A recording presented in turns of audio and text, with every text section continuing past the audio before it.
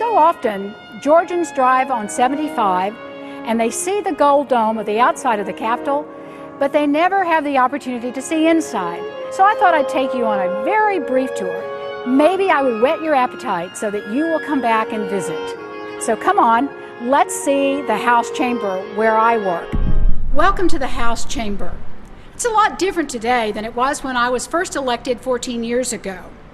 When I first came to this chamber, it was in pretty bad repair. There was ugly red carpet on the floor. There were faded blue drapes on all the windows. We never knew whether it was snowing, raining, sun shining. There was no way to tell. It smelled of smoke because they used to let the legislators smoke in here. There were no fireplaces. There was no beautiful chandelier. And there was a dropped acoustical ceiling. Finally, what happened to make this difference? Plaster fell out of the rotunda and hit visitors. And the leadership in the House and the Senate and the governor decided it was finally time to start renovating Georgia's Capitol. It was a slow process because it's a historic building and it had to be done historically correct. But now we get to serve in this beautiful chamber that is exactly like it was when the Capitol was first built shortly after the Civil War. Come on, I want you to meet two people that are very helpful to me. This is Jeremy Batts. Jeremy and I have been together for 4 years, and he's my research analyst. He works for the state now and does all my research on all the health bills. I chair the Health and Human Services Committee, and it's the fourth busiest committee in the Georgia General Assembly. And we cover all sorts of issues, from scopes of practice, what doctors and nurses can do, to getting doctors to come to rural Georgia, to setting up free health clinics, all the bills that pertain to health. And I couldn't do it without Jeremy. And this year, Sarah's helping him. She's a University of Georgia senior, and she's one of the interns, and this year she's Jeremy's intern. So I'm really glad to hear again to have these young people helping me here at the Capitol. This is my seat. I sit on the back row. This is where I have sat since I came. We can move around if we want to when seats become available, but I'm an old psychiatric nurse, and so I like to know what everybody's doing. And by sitting on the back row, I always know what's going on in the chamber. Come on down and I'll show you where we go to speak when we're presenting a bill. This is the well. Don't ask me why it's named that, but when we present a bill, this is where we come. Of course, before we can come to the well to speak, we have to be recognized by the speaker, and this is where the speaker stands. And he has control of the whole chamber. If you watch it sometimes, we look like a bunch of 5-year-olds. It's so noisy, but the speaker does know what's going on at all times. Before I leave the well, let me tell you about the Visitors Gallery. It's where visitors come and they want to watch what we're doing while we're in session. They can sit up in the gallery. It's a pretty interesting place, and it gives you a good perspective of all of us down here. But I have to tell you a funny story. People bring us things all the time.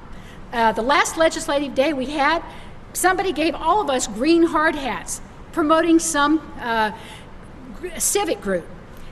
Well, one time, years and years ago, many years ago, the legislators and the visitors were given sweet potatoes. Yeah, just plain old sweet potatoes. You know, Georgia is an agriculture state. It's still our biggest product.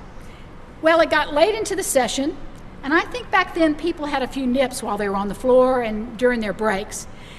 And one of the visitors was heckling the legislators, and he picked up his sweet potato and threw it down on the chamber floor, and what pursued was a sweet potato fight. Apparently there were flying sweet potatoes going, just busily flying between the gallery and the floor. They did break it up before there was any real damage to anyone, but I'm sure glad those days are gone. I think people might be throwing more than sweet potatoes at us now.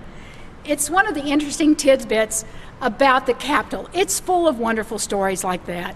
It truly is the people's house. Let me introduce the best secretary in the Capitol, Mrs. Joyce Norwood. She is my right hand here. You know, we are a part-time legislature.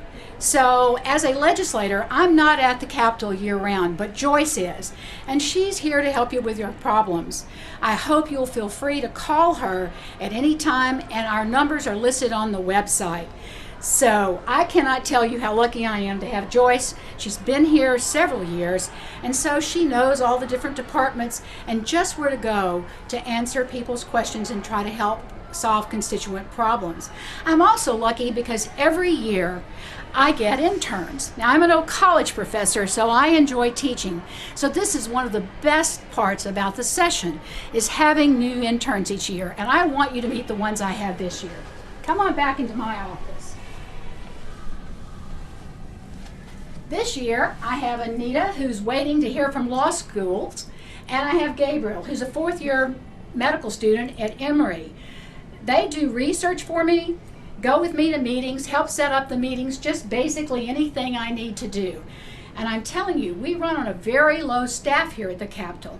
I have basically Joyce and one research analyst. It's not like Washington where we have scores and scores and scores of staff. So what the interns do is invaluable. So if you have college students and they have any interest in politics, I hope maybe they'll check out their colleges and see, you know, if they can also maybe in a few years apply for the internship problem. I hope that you will come and visit me at the Capitol. I'm in room 436. Joyce can let me know that you're coming, so call ahead. And when you have the opportunity, do come down to the Capitol and visit with me.